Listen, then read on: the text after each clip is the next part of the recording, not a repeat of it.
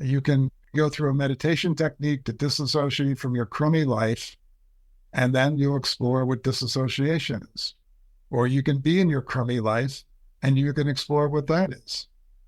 But in all cases, we are just where we are, and there's no escape. And that is a beautiful place where we are, because it allows us to actually connect with the flow of information. And that information is going to point us back to the experiencer over and over and over again. And that's the fundamental question. Is there an experiencer, and how does that characterize our experience? So would you describe that as actuality meditation? Yeah. The way I'm using actuality meditation is you are where you are. Good luck. That's it. Doesn't need instruction, right? So it's really the ability to simply be where you are and allow the deconstruction, if you will, that's really quite natural in not struggling to improve where you are. If you don't have this idealized version of yourself, that's always going to make you feel inherently uncomfortable, inherently off balance, inherently stressed.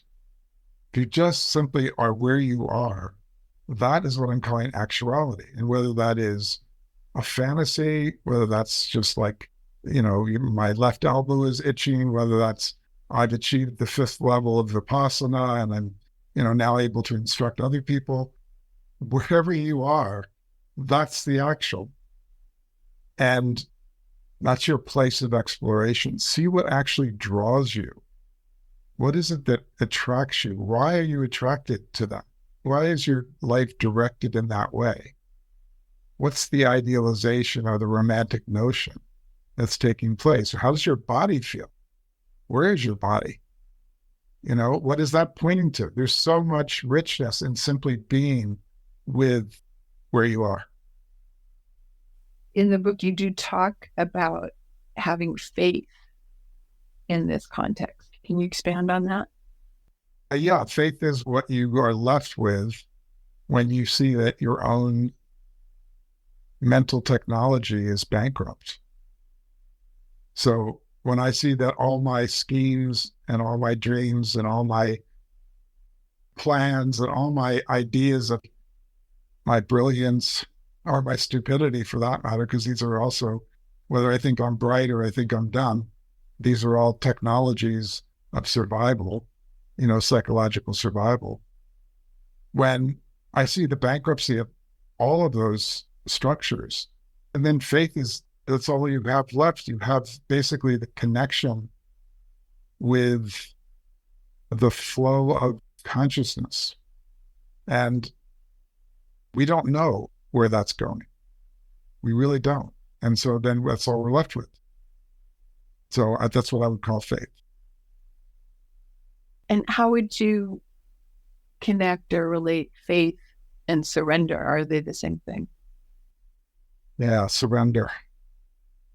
I would say surrender has a little bit of an active quality to it, which is to say, when I am where I am and I see that the structure of my own mind is extrapolating, is fantasizing, is idealizing, is romanticizing, the act of looking at that, right straight looking at it, that has an active quality to it.